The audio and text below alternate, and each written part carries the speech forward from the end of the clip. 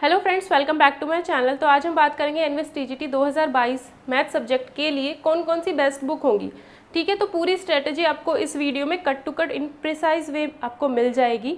बाकी अगर आप एनवीएस टीजीटी से रिलेटेड कोई भी आपकी क्वेरी है, ठीक है, तो बहुत सारी वीडियोस मैंने ऑलरेडी बना रखी हैं जिसमें एलिजिबिलिटी क्राइटेरिया से अगर आपका कोई भी डाउट है तो वो आपको एक प्लेलिस्ट मिल जाएगा एनवीएस टीजीटी करके, उसमें आप जा करके चीज़ें देख सकते हो। सिलेबस पैटर्न जो न्यू है वो सब चीज़ें आपको वहाँ पर मिल जाएंगी, तो आप प्लेलिस्ट जा करके देखिए, आपको वहाँ से चीज़ें मिल जाएंगी। ठीक है, तो अब बात करते हैं कौन कौन सी बुक्स हमने प्रीफर करनी है। यहाँ पर मैंने इसका सिलेबस लिखा है टीजीटी का। ठीक है, तो इसमें पहला टॉपिक आपका रियल नंबर आता है, जो कि आप क्लास 9th और 10th की बुक अगर करोगे तो वहाँ से आपका कवर हो जाएगा। इसमें टर्मिनेटिंग नॉन टर्मिनेटिंग टॉपिक मैंने बताया था सिलेबस वाली वीडियो में भी, बहुत इंपॉर्टेंट टॉपिक है। ठीक है, तो ये तो 9th 10th की साइड बुक्स अगर आप करते हो एक बार एनसीईआरटी देख करके वहाँ से कवर हो जाएगा। नंबर थ्योरी की बात हम बाद में करेंगे, बिकॉज ये जो टॉपिक है वो एब्स्ट्रैक्ट अलजेब्रा से रिलेटेड है। अगर आपने अभी सुन लो फिर। ठीक है, इसमें क्या होता है, कुछ तो लो लेवल पे आएगा, जैसे कि आपका डिविजिबिलिटी टॉपिक हो गया। ठीक है, डिविजिबिलिटी हो गया, इसके अंदर कुछ प्रिंसिपल्स हैं, कुछ एग्जाम्स हैं, तो इसमें अगर आप इंटरनेट से थोड़ा बहुत सर्च करके भी पढ़ोगे तो हो जाएगा।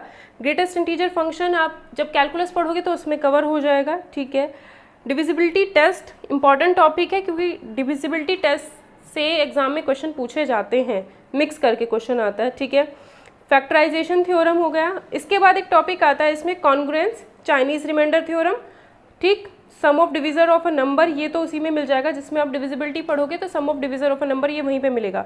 एक तो टॉपिक मैंने बताया कॉन्ग्रुएंस, चाइनीज रिमाइंडर थ्योरम, आयलर-स्टोरशेन function, theorems of Fermat and Wilson. ठीक है, विल्सन, ये जो टॉपिक्स हैं आप एब्स्ट्रैक्ट अलजेब्रा जब हम हायर क्लासेस में पढ़ते हैं, जैसे बीएससी में जब हमने एब्स्ट्रैक्ट अलजेब्रा पढ़ा होगा तो वहाँ पर ज़्यादा डीप हम नहीं पढ़ते। एब्स्ट्रैक्ट अलजेब्रा को पढ़ने के लिए हमें नंबर थ्योरी की ज़रूरत पड़ती है चीज़ों की। ठीक है, तो जब आप नंबर थ्योरी मतलब वो जितने भी मैंने अभी इसमें से टॉपिक्स बताए हैं, 4-5 टॉपिक कॉन्ग्रुएंस से आगे वाले, वो सारे टॉपिक्स आपको नंबर थ्योरी की पर्टिकुलर कोई बुक तो मैं नहीं कह सकती हूँ फिलहाल, क्योंकि जो बुक मैं प्रीफर करूँगी वो फिर ज़्यादा अप लेवल की हो जाएगी, वो आप लोगों को नहीं करनी है। इसमें सेलेक्टेड टॉपिक हैं तो आप इंटरनेट से सर्च करके भी उसे पढ़ सकते हो। ठीक है, सिर्फ आपको सर्च करना है ये टॉपिक, देन आप उसको पढ़ सकते हो, कोई प्रॉब्लम उसमें नहीं होने वाली है। कॉन्ग्रुएंस जो टॉपिक है इसमें वो आपको एब्स्ट्रैक्ट अलजेब्रा की जो बुक है उसमें भी आपको मिल जाएगा। ठीक है, कॉन्ग्रुएंस टॉपिक एब्स्ट्रैक्ट अलजेब्रा की बुक से भी आपको मिल जाएगा। तो नंबर थ्योरी में उन्होंने कुछ टॉपिक्स लो लेवल के डाले हैं, कुछ टॉपिक्स बीएससी लेवल तक के डाले हैं। ठीक है, मैट्रिसेस टॉपिक में उन्होंने एक तो लीनियर अलजेब्रा और एक मैट्रिक्स, ये दोनों कंबाइन दे रखे हैं। तो जब आपने बीएससी में पढ़ा होगा, जो सेल्फ स्टडी कर रहे हैं उनके लिए वीडियो हेल्पफुल होगा। ठीक है, जिन्हें पता ही नहीं है उनको तो दिक्कत आएगी ही आएगी। ठीक है, मैट्रिक्स टॉपिक के अंदर इन्होंने एक तो लीनियर अलजेब्रा कहा है, दूसरा मैट्रिक्स हो गया। ये दोनों टॉपिक जो आपने बीएससी में पढ़े थे वहाँ से भी आप पढ़ सकते हो। मैट्रिक्स के लिए मैं आपको एक और बुक भी प्रीफर कर सकती हूँ। अब बुक की कंडीशन देखें, हंसना मत।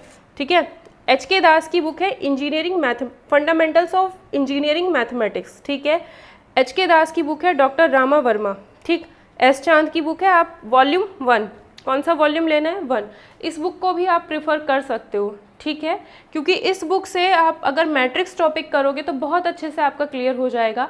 लीनियर अलजेब्रा इससे आपका क्लियर नहीं हो पाएगा। ठीक है, लीनियर अलजेब्रा इसमें है भी नहीं शायद। मैट्रिक्स टॉपिक इससे बहुत अच्छा क्लियर हो जाएगा आपका मैट्रिक्स टॉपिक। लीनियर अलजेब्रा के लिए अगर आप सेल्फ स्टडी कर रहे हो तो बीएससी में जो आपने पढ़ा था उसे पढ़ लो। लीनियर अलजेब्रा में एक इंपॉर्टेंट टॉपिक है मैट्रिक्स रिप्रेजेंटेशन, ऐसे करके कुछ टॉपिक है, सबसे लास्ट में मिलता है वो बुक में, मैट्रिक्स रिप्रेजेंटेशन। उससे रिलेटेड एग्जाम में पहले भी एक क्वेश्चन आ रखा है, तो वो टॉपिक सबसे ज़्यादा इंपॉर्टेंट हो जाता है। बाकी लीनियरली डिपेंडेंस, इंडिपेंडेंस, वो टॉपिक इंपॉर्टेंट हो जाते हैं। तो जो आपने बीएससी में पढ़ा होगा ना लीनियर अलजेब्रा में, उतना कर लेना काफ़ी है, उससे ज़्यादा आपको जाने की ज़रूरत नहीं है।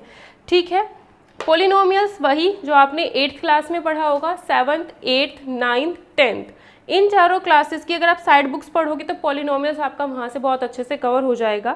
ठीक है, 8th क्लास में अगर आप किसी भी स्कूल की साइड बुक किसी भी स्कूल की अगर आप बुक देखोगे, एनसीईआरटी में तो पॉलिनोमियल वगैरह इतना ज़्यादा नहीं मिलेगा, लेकिन अगर आप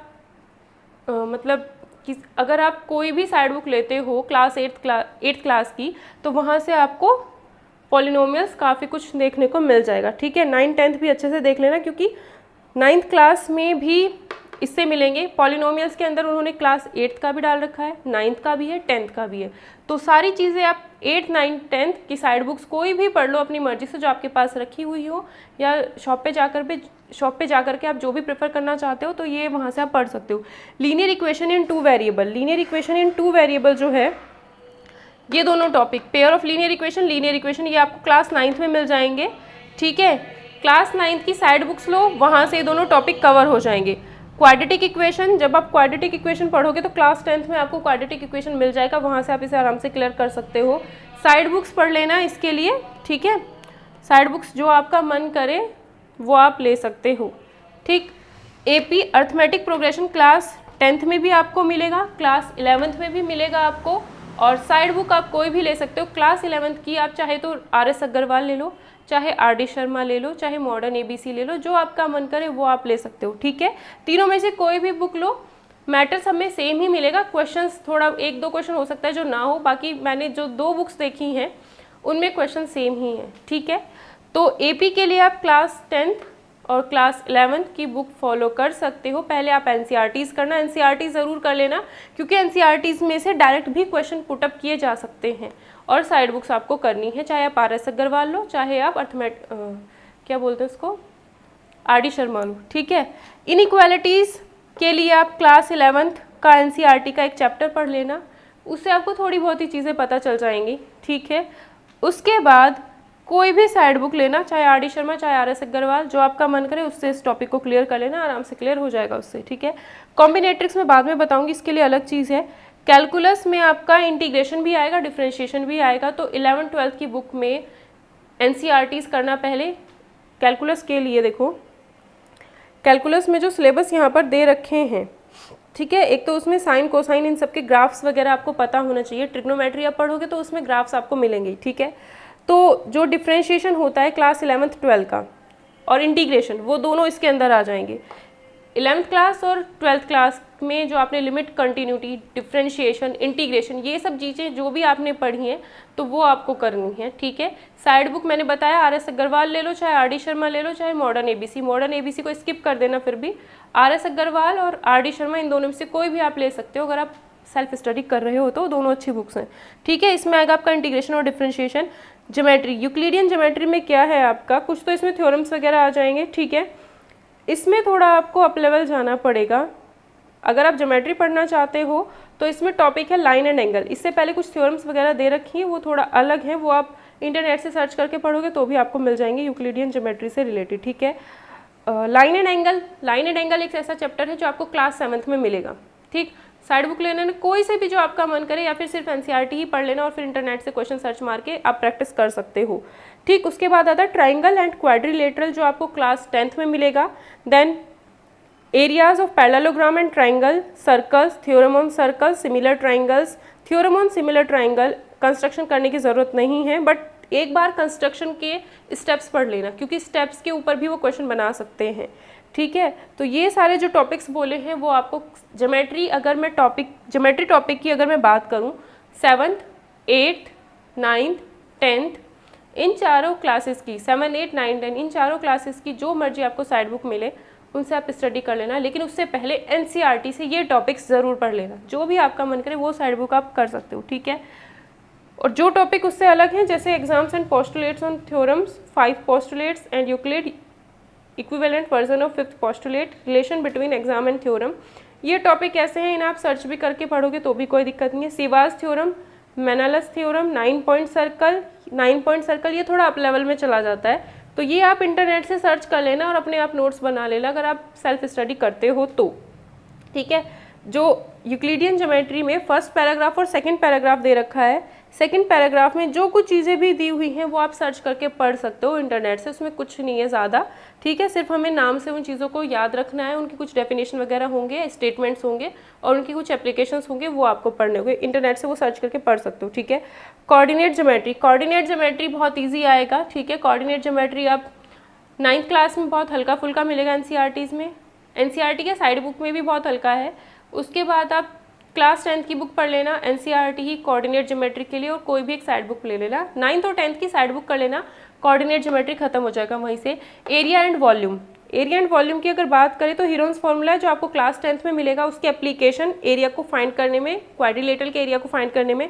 तो क्लास 10th में आपको जो भी एरिया वगैरह मिलेगा वो आप वहाँ से कर सकते हो, ठीक है। अगर आपको इसका बेसिक नहीं आता है एरिया का तो आप class 7th, class 8th, class 9th इन सब की बुक्स भी आपको करनी पड़ेंगी। जैसे ज्योमेट्री मैंने कहा 7, 8, 9, 10 क्लासेस करना होगा NCERT then side books.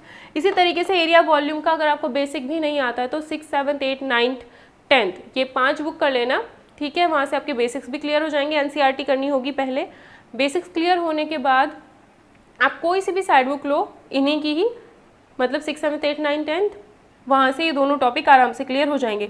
Trigonometry जो होती है एनसीईआरटी में क्लास 10th में मिलेगी और क्लास 11th की आपको पढ़ने की ज़रूरत वैसे है नहीं, ठीक है। ठीक, तो क्लास 11th की ट्रिग्नोमेट्री पढ़ने की आपको ज़रूरत नहीं है। ट्रिग्नोमेट्री सिर्फ आपको क्लास 10th लेवल तक की ही पढ़नी है, जिसमें आपको क्या क्या मिलेगा। एक तो उसमें ट्रिग्नोमेट्रिक रेशोज़ के बारे में जो कुछ होगा वो सब मिल जाएगा, आइडेंटिटीज़ मिल जाएंगी, कॉम्प्लीमेंट्री एंगल्स उसी में मिल जाएंगे। हाइट एंड डिस्टेंस जो टॉपिक है वो भी आपको कहाँ से मिलेगा, क्लास 10th की बुक से ही मिल जाएगा। उसकी कोई भी एक साइड बुक ले लेना, वहाँ से कवर हो जाएगा, ठीक है। जो आपका मन करे वो साइड बुक ले लो, कोई दिक्कत नहीं है उसमें। स्टैटिस्टिक्स एंड प्रोबेबिलिटी की अगर हम बात करें तो थोड़ा बहुत तो स्टैटिस्टिक्स आपको क्लास 10th में मिल जाएगा और बाकी क्लास 11th में आपको ये दोनों टॉपिक अच्छे से मिल जाएंगे। प्रोबेबिलिटी जो है 11th में बेसिक होगा, 12th क्लास में आपको अच्छे से मिल जाएगा। पहले आपको इन दोनों टॉपिक्स के लिए एनसीईआरटीज़ करनी है, 10 + 11 क्लास, ठीक है, और ये 11 + 12th क्लास में मिलेगा। पहले एनसीईआरटीज़ करनी है, देन आपको क्या करना है, इनके लिए साइड बुक्स आर.डी. शर्मा वगैरह या फिर जो भी आप प्रेफर करना चाहें, आर.एस. अग्रवाल आप प्रेफर कर सकते हो, ठीक है। दूसरी बात, मैंने एक टॉपिक यहाँ पे स्किप किया था, कॉम्बिनेट्रिक्स। कॉम्बिनेट्रिक्स की बात करने से पहले जो मैट्रिक्स टॉपिक है वो आपको क्लास 12th में भी मिल जाएगा, वहाँ से भी आप इसे पढ़ सकते हो। ये क्लास 11th में है, ये भी क्लास 11th में आपको मिलेगा, ठीक है। तो सारे टॉपिक्स मैंने आपको बता दिए कौन कौन सा टॉपिक के लिए आपको कहाँ से शुरू करना है, कहाँ पे ख़त्म। ज्योमेट्री पढ़ना है, एरिया एंड वॉल्यूम पढ़ना है तो आपको 6, 7, 8, 9, 10 तक की बुक्स आपको करनी पड़ेंगी, ठीक है। अब हम बात करते हैं, तो अब बात करते हैं कॉम्बिनेट्रिक्स टॉपिक की। अगर आप कॉम्बिनेट्रिक टॉपिक पढ़ना चाहते हो तो इसके लिए एक बुक है अलग से ही, challenge and thrill of pre college mathematics, ठीक है। इस बुक में आपको, ये वाली बुक आप ले सकते हो, वी कृष्णमूर्ति, CR प्रणेशाचर और KN रंगनाथन, BJ वेंकटाचला। तो इन सब की ये बुक्स है, इन सब की ये बुक है, तो इसको भी आप प्रेफर कर सकते हो, जिसमें आपको कॉम्बिनेट्रिक्स टॉपिक मिल जाएगा, ठीक है। इसे पढ़ना चाहते हो तो मिल जाएगा, इससे क्वेश्चन एग्जाम में आते भी हैं। बाकी इस बुक में भी मैं आपको बता दूं, इसमें नंबर सिस्टम आपको मिल जाएगा। नंबर सिस्टम अगर आप पढ़ोगे तो नंबर थ्योरी के कुछ टॉपिक्स आपको नंबर सिस्टम में मिलेंगे जो कि यहीं से कवर हो जाएंगे, ठीक है।